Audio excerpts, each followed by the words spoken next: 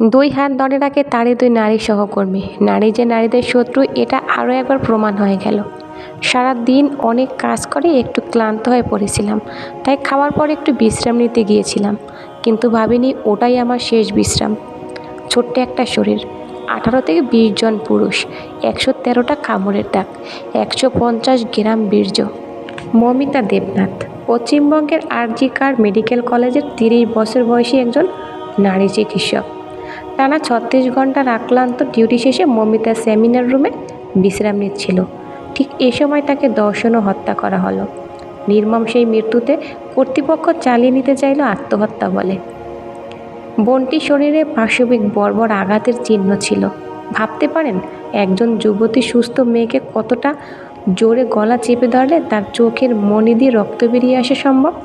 তার পুরো দেহে 113টা কামড়ের দাগ ছিল। সাধারণত একজন সক্ষম পুরুষের সিমেনের পরিমাণ গড়ে 5 থেকে 6 গ্রাম। তার মানে কমপক্ষে 18 থেকে 20 জন পুরুষের সমান সিমেন পাওয়া যায় বোনটির দেহে। এমন পাশবিক গণধর্ষণের আত্মহত্যা বলে চালিয়ে দেওয়া মানে হলো একটা গোটা রাষ্ট্রকে অন্যায়ভাবে মেনে নেওয়া, গোটা রাষ্ট্রের মানুষকে নিয়ে মশকরা করা। এই বীভৎসতার পক্ষে যারাই সাক্ষী দিবে তারাই সাক্ষাৎ রাক্ষস। এই রাক্ষসের বিনাশ করতে আজ সারা কলকাতাবাসী লড়ছে।